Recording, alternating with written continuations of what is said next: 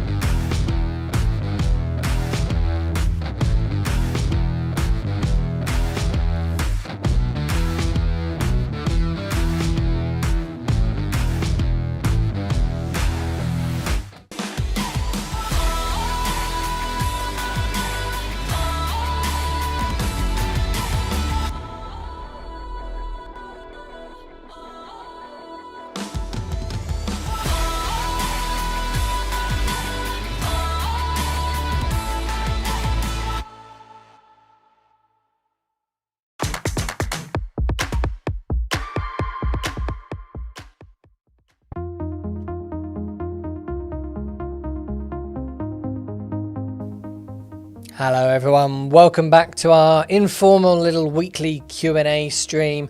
Thank you all so much for joining us for this. I really do enjoy them. Throughout all of it, literally the entire thing is just driven by what you guys want to know, the questions that you have, any discussion topics you want us to chat about. Leave them in the YouTube chat, leave them on the Facebook comments. I can see them all here and we can talk about them as we go. So the main news, which I always start off with each week, a little roundup of what's happened this week at ProAV and in the industry. The main thing is that we finally have our hands on a Sony A1, which is very exciting. We do not have it for very long at all. They're like gold dust. There's like one going around the UK at the moment. We have it. We started it doing this overheating stream test literally just before we went live on this. So as you can see, it's been running for 3 minutes in 8K mode. Ooh, so it can record for at least 3 minutes. Good. So if you have any questions about the A1, if you have any questions about it at all, just let me know. We've literally just taken it out of the box, and that overheating test is the first thing we have done with the camera today. We've mainly got tomorrow with it.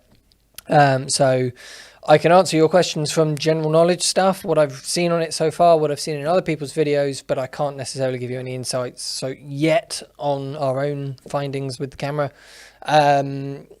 Hopefully I can after a bit of playing with it tomorrow. What I can tell you though is that I've turned it on, had a little play about. The EVF is brilliant. At the moment it just feels pretty much like the A7S EVF, but there is that 240 frames a second bump up mode for sports. Although what we didn't realize at launch is that that does harm the quality of the EVF. So really you've got to choose, do I want good quality and high res, or do I want that really blistering fast refresh rate, depending on the work you're doing. But having that choice is fantastic. For the most part, I would just leave it in the high res one, simply because it looks stunning. The resolution on that EVF is brilliant, and 120 frames a second is more than enough for it to feel really, really smooth and lifelike in that EVF. It is brilliant. Right, okay. The other thing about the camera that I noticed straight away was, well, obviously the burst modes are ridiculous on it, as you'd expect, and ergonomically it just feels identical to the A7S Mark III, the A7R Mark IV, you know, cameras like that. It just feels like every other Sony camera, really, in terms of ergonomics and holding it. It's got a lovely gold badge on it like the A9s do, but apart from that it feels incredibly familiar. So if you're used to any of those cameras at all, you will pick it up in no time at all. Thanks for the questions coming through. I can see one from Takiri Music and one from Marshall. I will start answering those in a second. Thank you so much. The other thing I wanted to chat about very briefly is these before we get started, because Sigma sent me these to take a look at, which were announced just before Christmas, so in December. And to be honest, with all the insanity that was happening before December, with the FX6, the A7S Mark III, and just to be honest, end of year burnout, I was getting so tired after all the camera releases in December. I'm going to be brutally honest with you. I missed these in all of the new products things. They went up on the site and everything. The company as a whole knew about them, obviously. But me personally, I think I saw them go past, but didn't quite stop and really digest how good they were. But these are their new contemporary line of primes for full frame mirrorless cameras. So they make them in E mount and they make them in L mount. But they're remarkable. And Sigma have been doing really good things with lenses recently. That is not new news in any way, shape or form. Their art primes and art zooms are just stunning and pretty much the best third-party lens options on the market right now, really, certainly for stills photographic lenses. And I think maybe what made me gloss over these when they first came out was that they look like manual primes. You know, they've got sort of teeth on them for things. I was like, oh, okay, nice. They've made some sort of manual, smaller primes, no big deal. They'll be quite nice to use, but really autofocus is such a big deal on these cameras nowadays that they're not going to be hugely popular, but they'll be great niche lenses. I was wrong. These are autofocus lenses. These are fully controllable. You know, they've got decent autofocus motors in them. They've got a controllable iris. They've also got a manual clicked iris ring on them. They've got brilliant quality and optics in them. The only real compromise with them compared to their art range is that they are a little bit slower. So they're T2 or T3.5 or T2.8, depending on which one you've got. And in return for that compromise, they are tiny, because the main problem with Sigma's art primes is that they are big. They are big lenses, and they're very good quality lenses, but they're big and they're heavy. And so, you know, they're not walkabout little lenses. And these are really quite affordable as well, if we look at them on the website here. So that's their 24-70 art zoom up the top there, which is brilliant. And then I've stuck these three new ones next to it. So there's a 65mm f2, a 35mm f2, which I'm really looking forward to trying out on the A7S, because that on full frame is lovely. A 24mm f3.5. And then this one has been around for a little bit longer, this 45mm f2.8. That was announced alongside the Sigma FP, but then came to E-mount a little bit later on. But as these now make up a new little lineup for them, I've seen it called their I series, but it's part of their contemporary lineup of lenses. But so far, big fan of these. I think these are going to be really popular, remarkable little lenses, considering you get real best of both worlds. Some good manual features like a clicked iris ring and good autofocus, all in a small, reasonably affordable prime. Absolutely. Although they do look very diddy and small on a decent camera like the FX6, for example. That's the 45mm on there. Another tiny little nice little touch on these is that the lens cap on all but the 45mm, they come with both a normal lens cap and this magnetic lens cap, which just clips right on there. And to stop you losing it when the lens is in use, they have this little like carabiner magnetic lens cap holder so that you can just clip that onto your belt and keep your lens cap on your belt. They are a really nice little idea, really nice little quality touch to what are realistically quite affordable third-party lenses. I am a big fan, very impressed of those so far. Right, stop rambling, Carl, about the new lenses. So, Dakiri Music.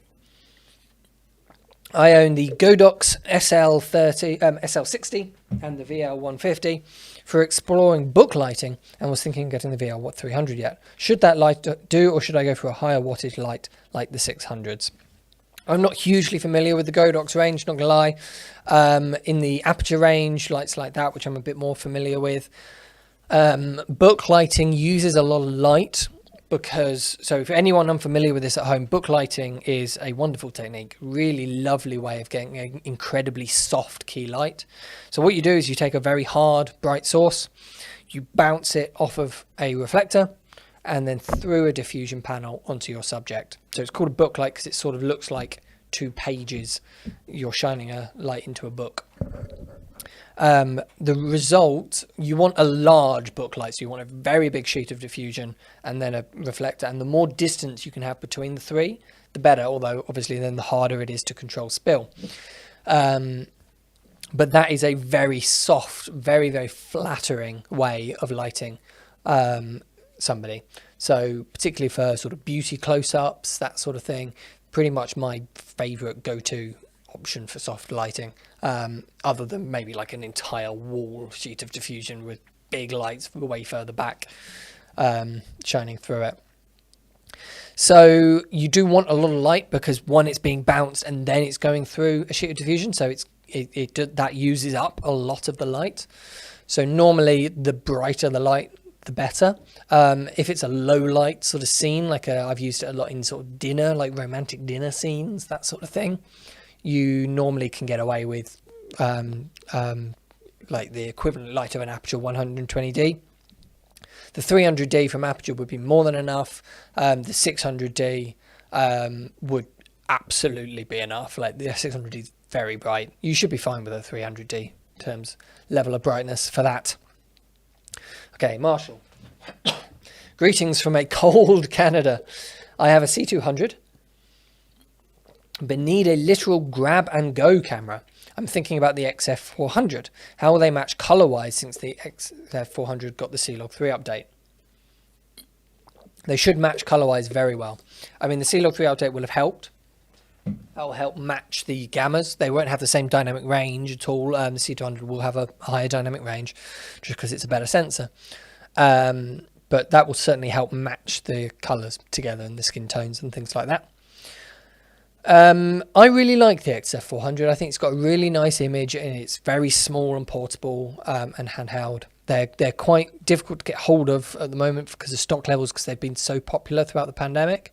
Simply because camcorders like that have really gone up in popularity as more and more people, and particularly people that don't necessarily know how to use a camera and need more automatic driven settings, have needed a camera because one person can't share lots of cameras and all that sort of stuff.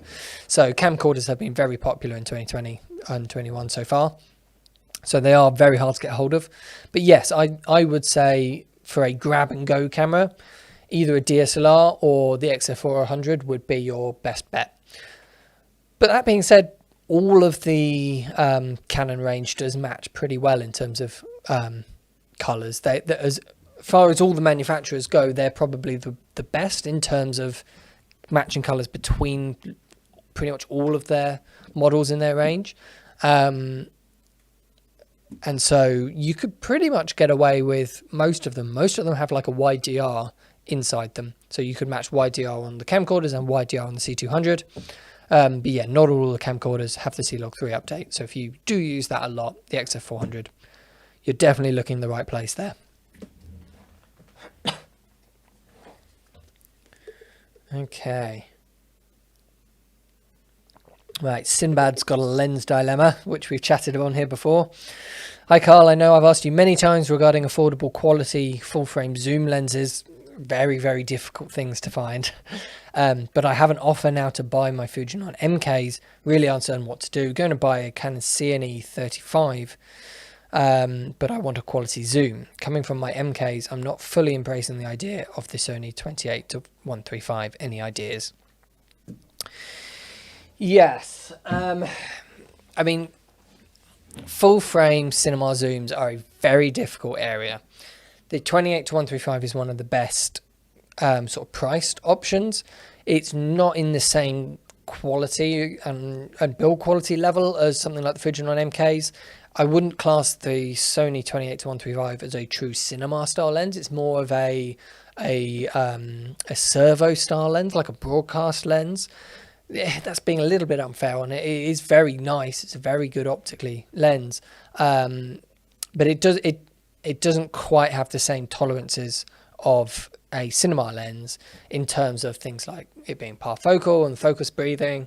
It actually corrects electronically for quite a lot of things like that, like focus, like being parfocal. It corrects electronically with its autofocus motors to adjust for that. So it acts like one of those lenses, and lots of people are incredibly happy with it. And as a runaround all-purpose zoom lens for something like an FX6 or an FX9, it is brilliant. But yeah, it's not a cinema zoom. So Canon make their compact zooms, which are full frame. Let me see if I can pull those up on the website. So EF Cine. And then, so they make these, but these aren't full frame. Canon.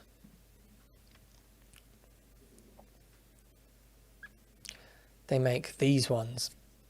So these are full frame.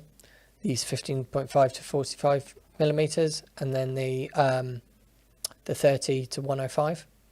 So these are full frame lenses, and these are true cinema zooms. The other thing you could look at doing is what brands that make good expanders. So, you know, you can get a focal reducer to take a full frame lens and shrink it onto a smaller sensor. You can get focal expanders, which take a super 35mm lens and expand it to full frame. Ingenue do some of those. And then on the affordable range, there's the Laowa, which now has started to ship that full frame expander. And they're saying there's no drop in quality on that, on their Laowa lens. So that could be an option. Sinbad saying, would ProAV perhaps be able to give me an 80% discount on a Premista? Just a thought. I mean, I'll mention it to the sales team for you, Sinbad. I think 80% might be asking a little much. We might lose some money on that. But I respect the try. But yeah, Premistas would be a great option. The Fujinon Premistas, lovely lenses. Also Zeiss make compact zooms. So Zeiss... I go to cinematography equipment, PL zooms, and then Zeiss, they these ones, so they're compact zooms, the 70 to 200 and the other ones, I can't see the other one here now, but this one, these are full frame, but yeah, again, they come with a price tag. So yeah, it is very difficult to find full frame cinema zooms. Okay, Blaz, has the camcorder type of video cameras or the professional handycams with integrated lenses completely gone out of fashion? I would say they've gone out of fashion. They haven't stopped selling and people use them massively. They aren't in fashion simply because they're not a, they're not something you use as an art form. They're not something you use to craft an image. They are a tool for convenience. So, for example, in this stream, for this crafted shot of me, we're doing this on a large sensor camera, so that the background, the shelf behind me, is a little bit out of focus and all the rest of it. But if we cut to that shot of the A1 that is literally just there for convenience, this is a PTZ camera. So a camcorder for this sort of thing, yeah, absolutely. If it's more important that you are capturing an image than... camera's still going at 19 minutes, by the way, so there we go. It's already beating the R5 in terms of 8K overheating. We can keep coming back to that every now and again throughout a stream, maybe see how it does, see if it lasts the whole hour. They are simply, camcorders are a tool for convenience. They're a tool for an experienced camera operator to be able to document and record what is in front of them. And the fact that what is in front of them is documented is more important than how it looks. That's what a camcorder is for. The other thing that a camcorder is great for, which other cinema cameras and mirrorless cameras just are really not very good for, is handing off to a beginner. If you're handing it to somebody that has no experience in cameras whatsoever. So journalism is the classic for this. More and more in journalism, you've been taking the actual camera operators, sadly, out of the equation and just sending off self-shooting reporters who are journalists and reporters off to just go capture themselves. And they're doing it on their phones, they're doing it on things like camcorders, and for that sort of use case, camcorders are brilliant because they have automatic modes and all the rest of it.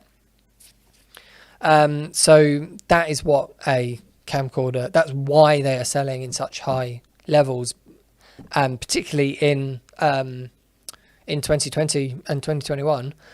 Since the COVID pandemic hit, we've struggled to keep camcorders in stock. Most of them are out of stock and in very high demand, simply because lots of cameras need to go out to people that wouldn't necessarily be ordinarily using them, or just because of the difficulties of getting groups of people together and getting experienced people traveling around. Okay. Sinbad is saying B&H says the Canon zoom you showed are Super 35. I will check that. Maybe I've showed the wrong ones. The Canon definitely do some that are full frame. I will check that. Let's see. Paul says, how is the new Sony 16-30 Cine lens? I haven't tried it yet. I think it will be good. I expect it to be better than both of the 28-135 and the 18-110. Simply because it's newer and it costs a bit more. It is an expensive lens though for what it is, so it's a difficult one to justify the purchase of because it's a wide angle lens. So I don't know how popular it's going to be. I mean, let me know, people out there, would you, if you had the money, would you be spending it on that Sony 16-35mm? Let me bring it up and show you.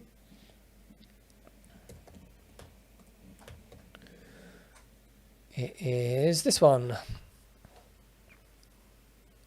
So yeah, £6,000 in VAT, and you get a 16-35mm t3.5 E-mount lens. So it's a servo zoom, which is the main bit in it, which is what costing the money. So you can zoom in and out, but then it's got some redesigned build quality. It's based around the stills lens, as lots of these style lenses are, but it's redesigned with new optic, new coatings, new build quality, that sort of thing, to minimize breathing and minimize flaring and all the rest of it.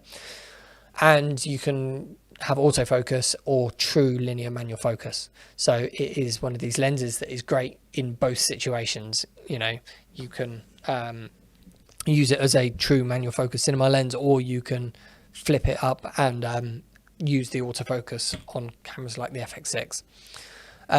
So it will be a fantastic tool with those cameras. It's just the price. I mean, that is the cost of an FX6 basically for a wide angle zoom. It's not even an all-purpose zoom like the 18-110 or the 28-135.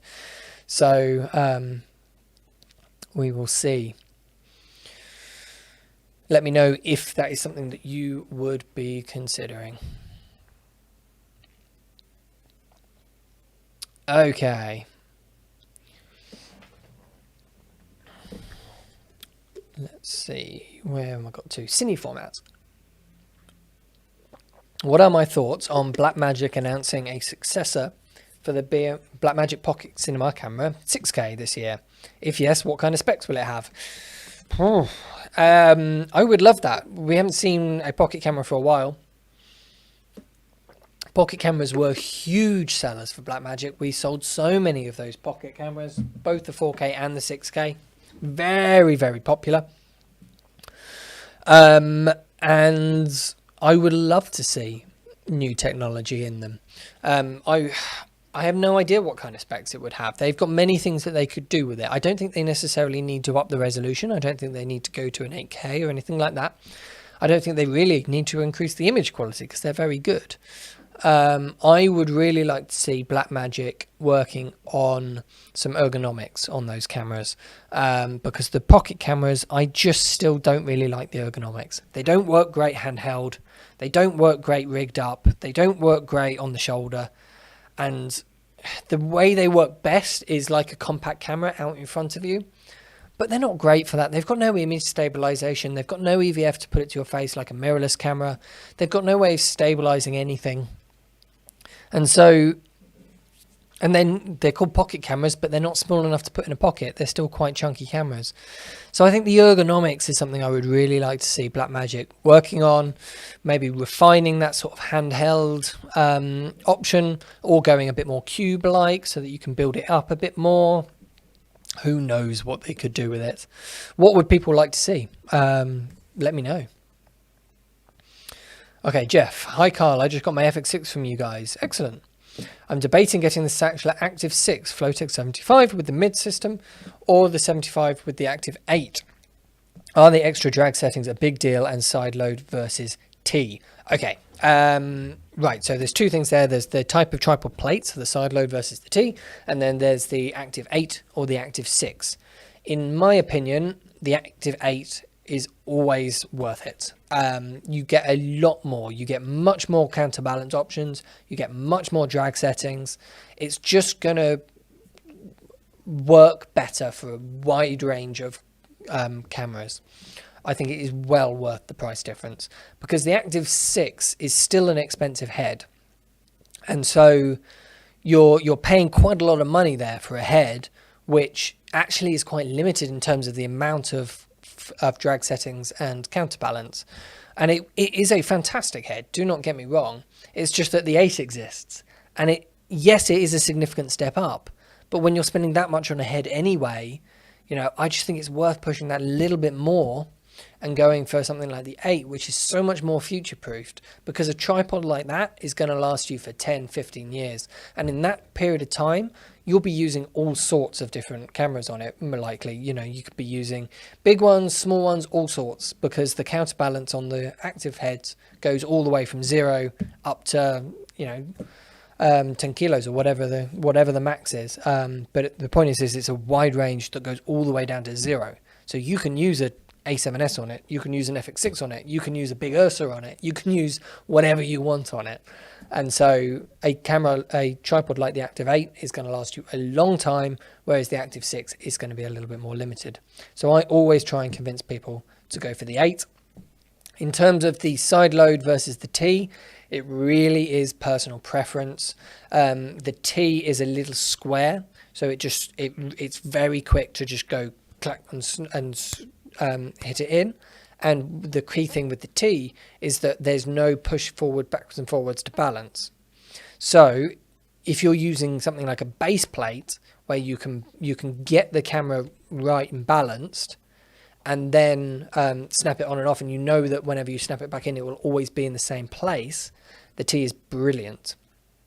The side load is a normal tripod plate which you can slide backwards and forwards in the tripod head. And with that, you're going to be able to correct for a camera's balance.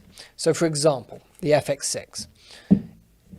if I put a tripod plate on this, it is always going to be in the same place because that's where the two tripod screws are. And so if I put one of these tiny little Sigma lenses on versus the 18-110 and it's a big lens, then that point of balance is going to shift dramatically from sort of here where it will be now to probably about here.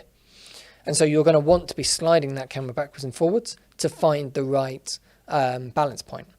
Now, if I have a T and I don't have a base plate and I just mount that directly onto the camera, that goes into the tripod head and I can't correct it backwards and forwards. Whereas with the side load, I can go backwards and forwards to correct it. But if I've got a base plate or something like that on this, which lets it slide, then I can go backwards and forwards. So on the T, the head does slide. So the actual head can slide backwards and forwards a little bit. So there is ways to get around that.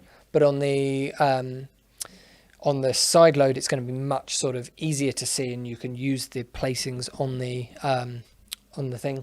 tripod plate to do it. That being said, though, if you don't change lens very often, the T's are definitely better because you can slide the head backwards and forwards to get it balanced, and then whenever you clip the tripod in, the camera in and out, it's going to stay in exactly the same place.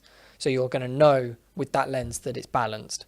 So if you change your lenses more often, I prefer a side load. If you don't change your lenses very often and use the same main lens most of the time, I like the T. But it's really a personal preference thing, and both can do the exact same job of the other one. So it is purely down to personal preference. Okay. Another little sip of water. Sorry, we filmed a couple of videos here today, so my voice has gone from sitting at home for an entire week writing scripts to coming into the office and then filming all of those videos in one go. So my voice is has been used quite a bit today. I'm not used to it. I'm a bit croaky. Right. Takara Music saying, are the Zeiss Batis lenses a step up from the Sigma Primes in terms of image and autofocus performance? I'm teaming it up with the FX6 for narrative work. Very, very good question. I don't know. I would love to compare them. In fact, maybe I'll try and arrange that, because that would be a fantastic comparison. Because, I mean, they both are going to be great choices. I love the Batis range. I really, really do. And these, I haven't even put most of these on a camera yet or filmed anything with them, so I can't speak in terms of their image quality. But these are much smaller, and they have a true clicked iris ring, which the Batis ones don't.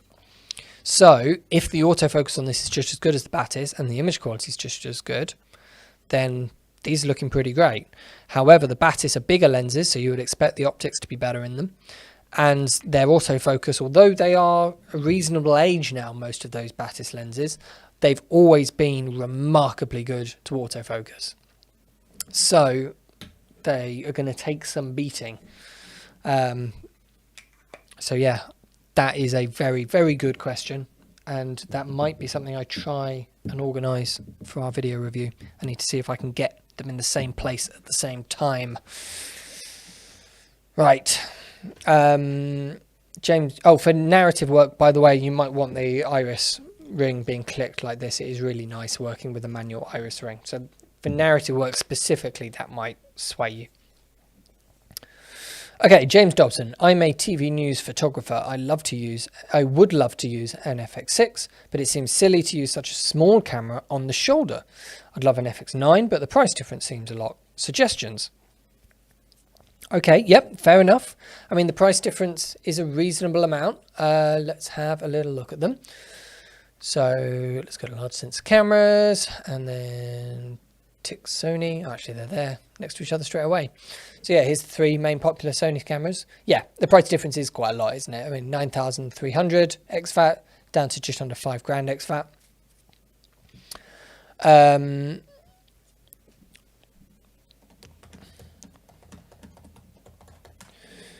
So,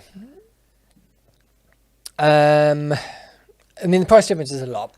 What you get for that is a ergonomics that works so much better on the shoulder, like much better on the shoulder. And so if you know that you're going to be using it for TV news, I would think that the FX9 is worth the extra money pretty much for that alone, because as an ergonomic style, it's all just laid out in a much better place for on the shoulder work. The other thing that it has is the higher resolution sensor, so that means that you can crop in and out of Super 35 mode and full frame mode. So whack it into 1080p, which you might well be in for TV news anyway. Go from glorious full frame into Super 35 and even beyond because of 1080p. The FX9 is going to be a great choice for that, whereas the FX6 really isn't going to be able to do much of that at all. So I personally recommend the FX9 for that sort of thing. You also get a few other nice bits. You know, you can use the XDCA back if you want to get the audio drop-in slots. You can have more XLR input channels. It's got 4 audio controls on the body rather than 2. All of that sort of stuff. Corey is also asking about the FX6, saying, does the FX6 use the MI shoe and do the audio controls adjust levels coming in via the MI shoe? Yes. So you can use the MI shoe with the FX6. The FX6 has an MI shoe on the top of the top handle here. So that is an MI shoe. The connection between the top handle and the camera is not an MI shoe. So you can't take the top handle off the camera and use an MI shoe accessory instead of the top handle. It's got to go on top of the top handle up here. But that is a full MI shoe. And the audio controls on the side, yep, you can assign them to control the MI shoe inputs. You can assign them to control the XLR inputs or the built-in mic, whatever you want. It's selectable in the settings. Okay, let's move on to NTC. Okay, what gear are you using for live streaming? And then he said, why only 720 and not 1080? Although you're watching on YouTube, so on YouTube this should be 1080p. Let me just check that on my muted little camera. Our stream is 720. Oh, it is streaming out in 720. I don't know why it's streaming out in 720, to be honest. Maybe I've got my settings wrong. We have just updated the system here, so maybe the settings are set slightly differently from normal. However, normally they're 1080p. We're using a TriCaster 2 Elite. So this is massively overkill for this kind of stream. Don't get me wrong. We've got a TriCaster 2 Elite because we're a TriCaster Platinum dealer, and so we deal with a lot of customers that are installing TriCasters in big multi-camera setups, and so we have one here to show them the system, to show them what it's capable of. And since we have one here to demo, we might as well use it for our own streams. We were using TriCaster anyway before getting this, and we were using the Mini 4K, which is a much more reasonable sort of product to be using this sort of stream on. So let me bring it up. So this is the Mini 4K that we were using, so the bundle version.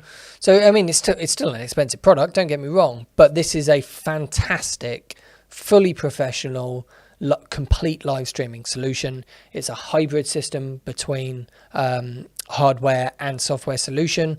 So it's a bit like a custom Windows PC, but you can't really access the Windows side of it at all. TriCaster build this purely for their own software. And so they know, you know, that they're going to work perfectly together, and they're not going to let you down. And it just works brilliantly for things like this. It's fantastic for DDR bays, so for things like the pre-roll video, product videos that happen before the stream, for any clips that we want to play. The DDR capabilities are very, very comprehensive. You know, the animated logo, it has a automated start, so all Dan has to do is press the go button, and then it plays the whoosh, it plays the ProAV logo, it brings up my camera, it cuts to my camera, it plays an audio clip in the background. You know, all of that is automated and just happens to put one push of a button for Dan. So it's very, very easy to use. And it all works off an NDI network. So we can connect our cameras with just an Ethernet cable, and you get full 4K, up to 4K audio and visuals. So we could be doing this stream in 4K. I don't really recommend streams go out in 4K. It's great for streams to all be done in 4K and then be recorded as 4K, but I normally recommend the encoders are 1080p, simply because if you actually stream out in 4K, that means that every bit of that streaming pipeline that's happening in real time has a lot more demand on it, including the people watching at home's bandwidth. And so realistically, not many of them, if this was in 4K right now, how many of you would actually be viewing it in 4K? Not that many of you. And so that means that you'd be dropping it down to 1080 or even 720. And then that means YouTube or Facebook has got to do a lot more compression in real time to bring the quality of the stream down. And so you're relying a lot more on the compression methods of your delivery platform rather than your encoder. So basically the long story short is a 4K stream will sometimes look worse it sitting for the people at home than a 1080p stream, unless they can stream it in 4K. So that's why I don't normally recommend it. However, for the customers that would like to use 4K, having a 4K pipeline and then recording it as 4K while the encoders that are built into the TriCaster are sending it out as 1080p is a great workflow, because then you get a very smooth and reliable stream, and then you have the 4K backup so that you can re-upload that later on, you can turn it into clips, you can do whatever you want with it. That works really well. So yeah, that's what I'm using right now. It's the TriCaster lineup. I don't know why the stream is in 720p, to be honest. Normally they should be in 1080p. I will look into that. I think some of my encoding settings might have changed for some reason in the update. Either that or our broadcast engineer has been on here and fiddling without me knowing about it, which is also very possible. So apologies for that. I will figure it out. Okay, Valerio. Have you had the chance to check Super 35mm lenses like DZO Pictors, for instance, on the FX6 with the clear image zoom feature? We have had a chance to do that. We haven't done a huge amount of it, but to be honest, it tends to work pretty well. You don't notice a huge amount of quality drop. I wouldn't necessarily, if you're buying lenses from scratch, I would probably look at full frame ones. But if you have Super 35 lenses anyway, and you've just bought a full frame camera like the FX6, I certainly wouldn't be scared of using the clear image zoom with them in order to keep using the same lenses. It is a fantastic feature, and for the most part, it's very hard to see a quality difference. Now, when you start doing some things like high ISO work, or really pushing the camera to its limits, you don't want to be having anything like that on, just because you're introducing another point of failure for the camera, which could cause you problems. But for just general all-purpose work, it's certainly good enough for most people to use without any worry whatsoever. Okay. Kevin. Hi Carl, I record videos for rock artists, some in low light. I'm upgrading to 4K, thinking about the Sony Z280 for that, and also for air shows. Your thoughts on the Z280? Much appreciated. I like the Z280. We've got videos up on the channel of it from when it came out. I think it's a great camera. It's a small sensor camera, so you need to, I personally wouldn't choose a camera like that for low light, like music videos. For air shows, great camera for air shows. It's hard to get a camera that's going to do both of those very well. Most commonly for work like that, you would be getting a camera with a very good rolling shutter and a large sensor. So for the rock artist sort of music videos, you want something with a large sensor, FX6, A7S, that sort of thing in the Sony lineup. Whereas air shows, you can make cameras like that work. You just normally put them into a crop mode, and then you use a long lens on them, and then you can get some really quite telephoto things with them. So if you can use larger sensor cameras like the A7S Mark III, going to do brilliantly for you, or the FX6 if you want a more video style body. If you really do want camcorders though, the Z280 is probably the best one in Sony's lineup. It will be significantly better at the air shows than the music videos, just because it's harder to craft a more cinematic image because of its smaller sensor. Sony's only real 1-inch camcorder is the Z150, which is showing its age a little bit. The Z90 is actually better than that, but that's a much smaller camcorder without the bigger lens on it and the manuals controls. So you could be looking at the new JVCs, the HC500 and 550, or the Panasonics, the CX350. They're very popular choices, or the Canons like the Canon Z XF750. Is it the 750 or the 700? XF700. 705. That's what it is. Thank you, Dan. The XF705. It's been a long day. Cameras like that with a 1-inch sensor are going to be better at straddling the two worlds, if you like, getting a more cinematic look for the music videos and still being a smaller than Super 35 sensor for more documenting style convenience shooting like air shows. Right, okay, some great questions coming in today. Well done, guys. Takeri saying thank you for your help. No problem at all. That's what these streams are for. Okay, Jeff is saying FX6 cheese plates. Talk to me. Croziel, Vocus, or small rig, which and why? Oh, blimey. I mean, it's a minefield, isn't it? It really is. They're all pretty good. I mean, the small rig ones are so good in terms of price. They are hard to ignore. And I do really like small rig's universal base plates. It's a really quite a comfy padded base plate and shoulder plate. As for which ones underneath them, to be honest, they're all pretty good. They're all pretty good. There's also Shape. There's also Zacuto. They all make very good ones. Really, it depends on how you like to use the product and look for the little nitty gritty bits and also the other equipment that you might have around it. It's so hard to recommend those, to be honest. That's a rubbish answer. Sorry, Jeff. Sorry. Wish I could give you a better answer than that.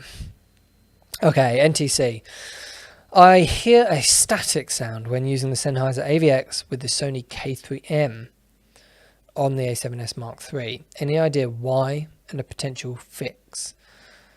Okay, a static sound. What do you mean by a static sound? That could be many things. Do you mean a sort of steady noise level? In which case it might be to do with the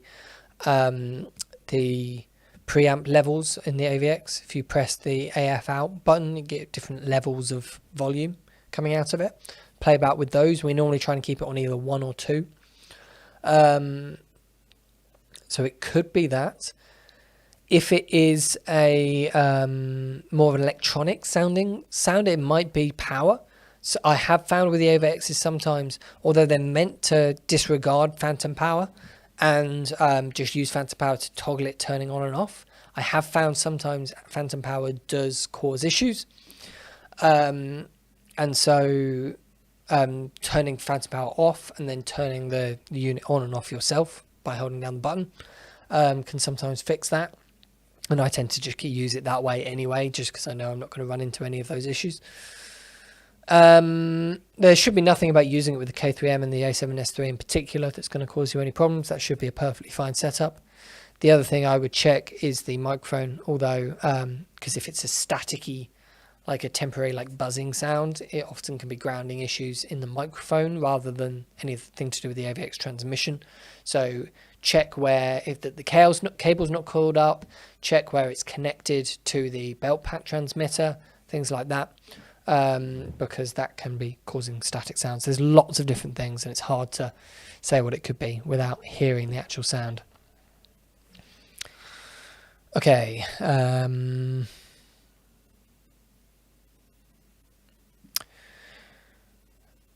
Okay, Jace K. Partridge is saying small rig make a great grip cage for the A7 III. Anything similar for the A7S Mark III? I use the grip for double battery power. So they have a battery grip which works with the A7S Mark III in terms of the official Sony one.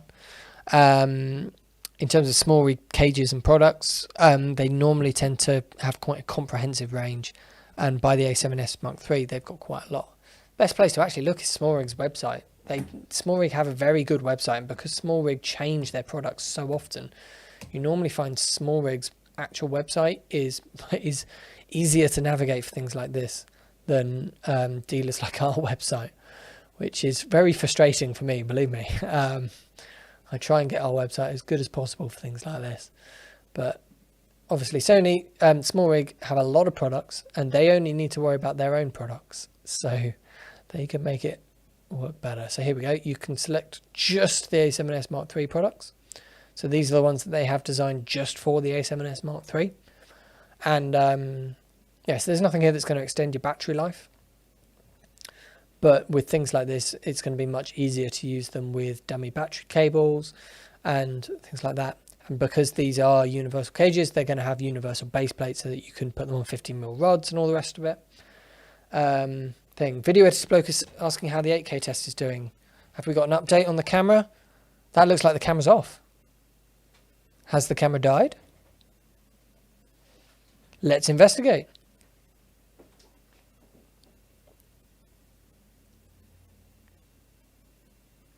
Dan's walked over to it and is shrugging at me.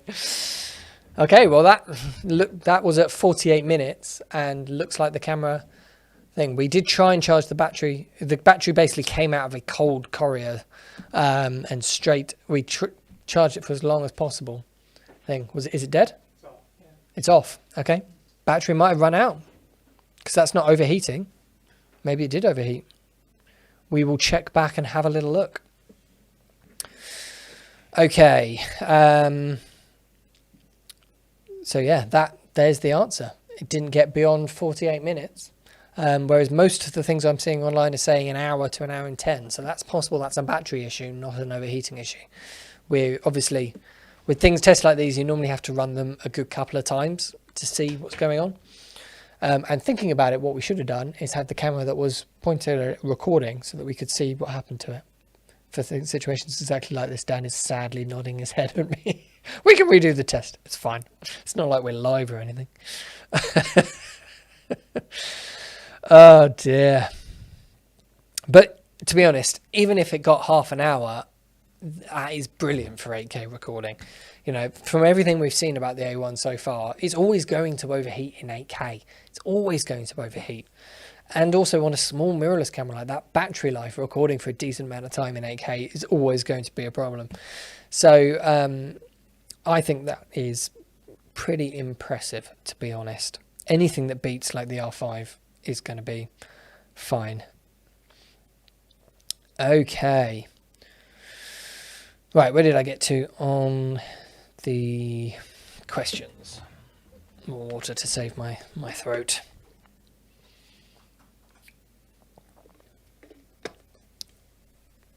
Okay, NTC has replied back about the sound things on his AVX. Sounds like interference buzzing. And when I move the cable away from the K3M microphone, it minimizes the interference. Move the cable away from the K3M microphone. What do you mean by why is the cable from the K3M microphone? Have you got a microphone, the microphone that came with the K3M attached to the K3M into one of the XLRs and then the AVX plugged into another one? And then it's that cable going near the AVX minimizes interference, in which case it might be grounding and phantom power that's doing it. It might be phantom power going to the AVX and then buzzing and interfering with the cable. So it could be that. If that's the case, if that's your setup. Okay, Sinbad is saying, would the quality be best on the FX6 with MKs and Super 35 1080? Or full frame 4K with clear image zoom? Sorry, Carl, I promise I won't mention anything MK related again. It's fine. I don't mind you keep... They're all good questions, Sinbad. It's not like you're asking rubbish questions that nobody else is interested in. I think it's fine, mate. I personally would take the full frame 4K with clear image zoom over the Super 35 1080p. It's much sharper. You get much more detail doing it that way, even with the clear image zoom, compromising the image a little bit. So, yes, I would, if you're going to use the MKs on the FX6, I would use them in full frame, 4K with the Super 35 zoom, with the clear image zoom crop in. Jeff, last one. Appreciate you answering. Which shotgun mic for the FX6? I currently have the NTG4 Plus, but feel it's way too long for the camera, so looking for something more compact. Yes, absolutely. Let's go back to our website and let's have a little look at shotgun microphones. So, I mean, obviously you can use any shotgun microphone with any XLR cameras. The FX6, being the camera that you're using, has very little impact on it really, other than that you want an XLR microphone. You don't want a supercardioid thing like this. You want a shotgun condenser like these ones. So this is the NTG4 Plus, which you've got now, which is a very long microphone. Ones like the NTG 1 and 2 are shorter and will help. Let's just go on view all, and then we can see a few more. The let's have a little look. There's a Bayer one that I really like to use. The NTG 1 is shorter than the NTG 4, so it could be a good shout. These little Panasonic ones are very good, but obviously quite a bit more expensive. Where is the Bayer one that I quite like?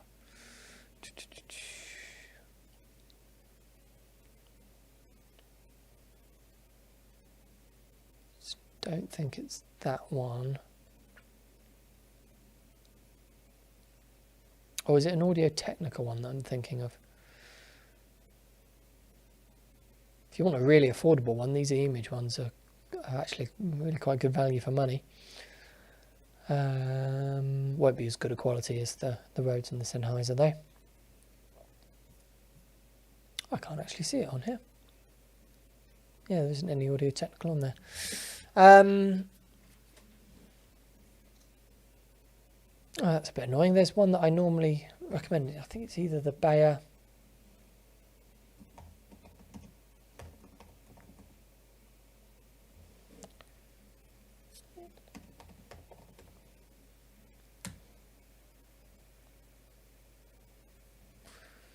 No. That's annoying. My normal go-to recommendation. I can't actually find it at the moment. Maybe it's maybe there's distribution issues or something like that. I have done some stuff on the YouTube channel though. So actually, let me pull up my YouTube channel.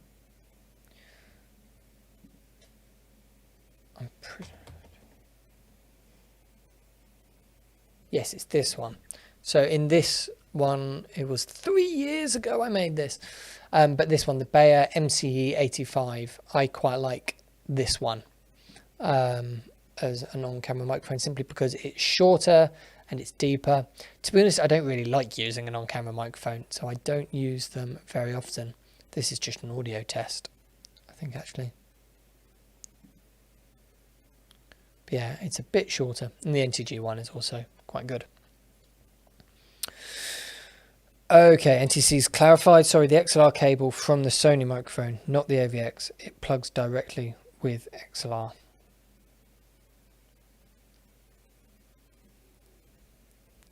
I'm still confused, NTC, as to where you're hearing what you mean by there. Sorry if that's me being slow.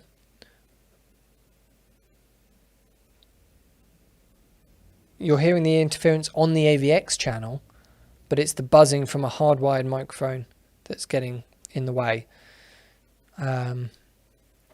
which to me sounds like a power jumping and power and grounding issue.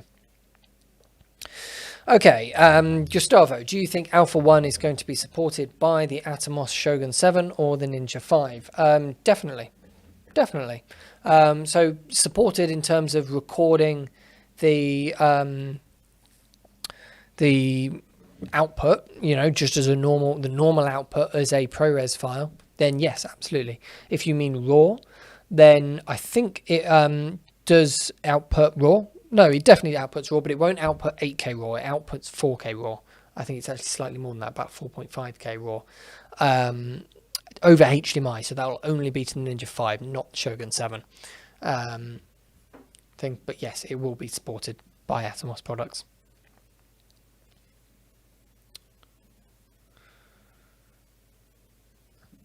Okay, Daniel's got some good tips going on in the chat about cages for various cameras.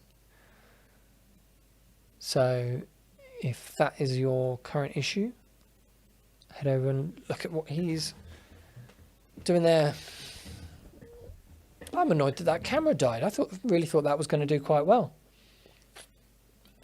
We're going to have to go back and have a little look at what happened there. I reckon the battery wasn't fully charged from the courier, and so the battery died halfway through its recording, is what I reckon happened. Okay, I think that's it for questions, actually, so maybe we'll wrap it up there for the day. It's nearly at the hour mark anyway. Just a quick little flick through. I don't think I've missed any of your questions. If I have missed any of your questions, I am very sorry. It always ends up happening just by trying to talk and answer questions while everything's going in. At the same time, Present Day Productions just put one in at the end. Do you know of any good face detect autofocus systems for manual lenses, something like the new DJI LiDAR tech, but not reliant on a gimbal? There are a few very niche options out there. I personally wouldn't, particularly face detect ones. Most of them work on something that tracks a particular point. So either it's a laser that tracks a point like a cine tape, or it communicates to a receiver which they wear in their pocket. The face detect is so software driven that it's going to be hard to integrate into. For manual focus ones, really you want it to integrate into high-end systems or any wireless follow focus system. And so hopefully something comes up with some sort of computer program which will do face detect and loop it back in. But in doing that in real time, you're asking an awful lot. I don't think we're going to see that for quite a while. Okay, Gustavo, best Wi-Fi streaming camera in your opinion, the HC550 or the Canon 705?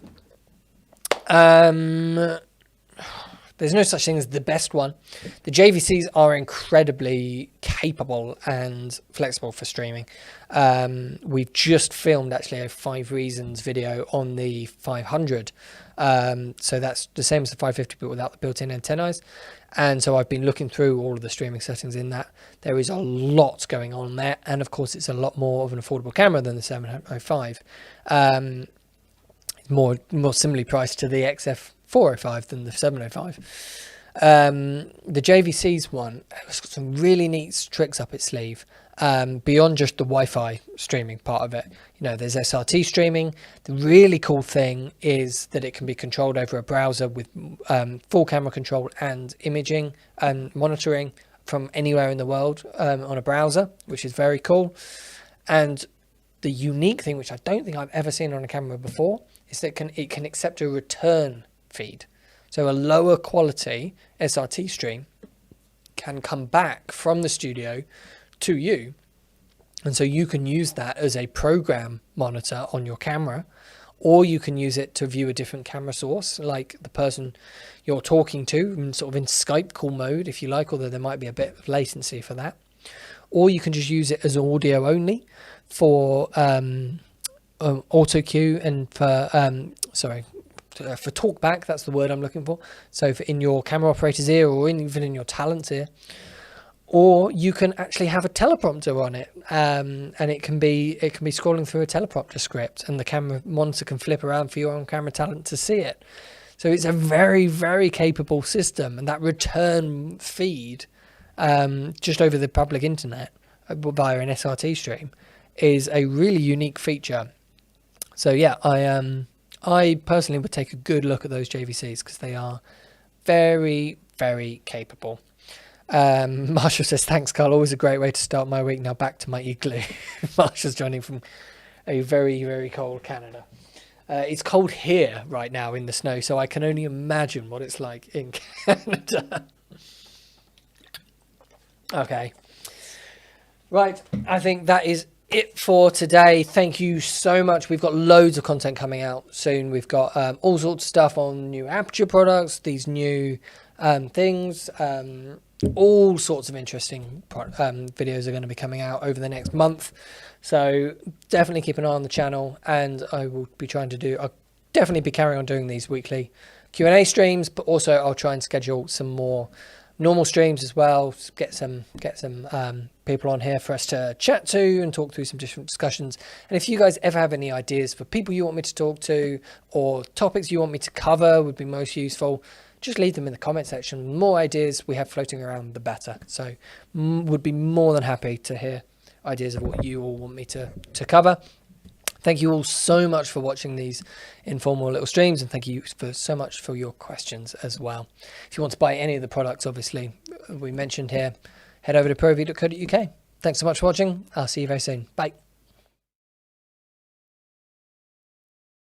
Out of this camera, my money goes further. It's as simple as that from a business standpoint. From a creative point of view, it's unquestionably unlocking more creative avenues for us as filmmakers.